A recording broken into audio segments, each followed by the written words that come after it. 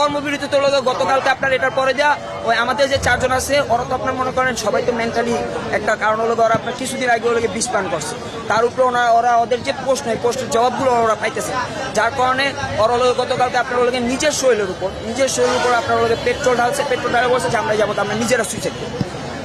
কারণ এখন ভিতরে সবকিছু এখন ঠান্ডা, এই যে জায়গার মধ্যে আমাদের এই যে চারতলা আমাদের সবাই চিকিৎসা না, ডাক্তারই তো নেই, ডাক্তার নাই, এই যে কেউই তো নাই, ডাক্তার ওরা স্টাফ ওরা কেউ নাই, এবং স্টাফদের সাথে বহিরাগতরাও ছিল, আউটসোর্সিং এ ছিল বহিরাগত যারা আছে। তারপর এখানে ওই যে আপনার এটার মেন কথা হলো কি, এটার আপনার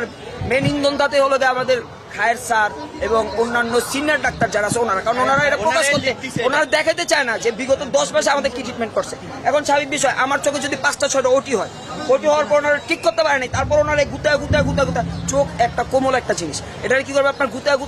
যখন দেখবে যে পারবে না আর হইতাছে না, তখন বলবে যে তোমাদের এটা ট্রিটমেন্ট তো প্রথম থেকেই নাই গা, তোমরা হলো গিয়া এই পাথরের চোখ বসানো লাগবে, বাইরে গেলেও ট্রিটমেন্ট নেই। আজব ব্যাপার, আপনি যদি 5-6 বার করে আপনি যদি আমার চোখে ওটি করান, আপনি যদি ট্রিটমেন্টই না পান, আপনি আমার প্রথম দিকে বলে যান যে তোমরা হলো বাইরে থেকে তোমরা ট্রিটমেন্ট নাও, এটাও করে না, কাউকে ওনারা রেফারও দিতেছে না। এই সিন্ডিকেট শুধু এখানে না, আমি এর সাথে একটু অ্যাড করি, আমি নিটোরের, আমার এই ভাই তো চক্ষু বিজ্ঞানের, আমি নিটোরের, আপনাদেরকে কয়েকদিন পরে হয়তো আপনারা আবারও আসবেন, দেখবেন আমি সমস্ত ফুটেজগুলো রেডি করছি। আমাদের নিটোরের ডিরেক্টর মহোদয়, তাকে যখন আমরা জিজ্ঞেস করি যে আমাদের সর্বোচ্চ চিকিৎসা তো রাষ্ট্র বহন করবে, আপনারা কেন দিচ্ছেন না, তার ক্ষমতা থাকা সত্ত্বেও সে একটা কথাই বলে আমাদেরকে উপর থেকে চাপ দেয়, আমরা এটা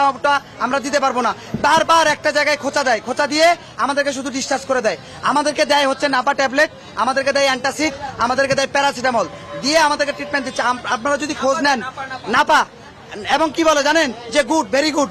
বিশ্বাস করেন ভাই, খাবারের যে মান, ওই খাবারের ডালগুলা গন্ধ, ওই খাবারগুলো আমাদেরকে খাইতে দিয়ে আমাদেরকে বলে যে আমাদের ট্রিটমেন্ট নাই। এখন বলেন, আমি যদি আমার ব্যক্তিগত কথা বলি, আমার পায়ের আমি ট্রিটমেন্ট করাই হচ্ছে গত 15 তারিখ এম আলী স্যারকে দেখাই একটা প্রাইভেট হাসপাতালে, ওদেরকে বারবার বলার পরে ওরা নেয় না। এটা দেখানোর পরে ওই মেডিকেল রিপোর্ট যখন আমি আমাদের ডিরেক্টর মহোদয় সহ অন্যান্য মেডিকেল বোর্ডে দেখাই, তারা বলে যে আমার ট্রিটমেন্ট দেশে নাই, আমাকে বিম্যাক কনসেন্ট্রেট আচ্ছা পিআরপি দিতে হবে, আর নইলে পার্সিয়াল নি রিপ্লেস করতে হবে, যেটা দেশের বাইরে। ওরা আমাকে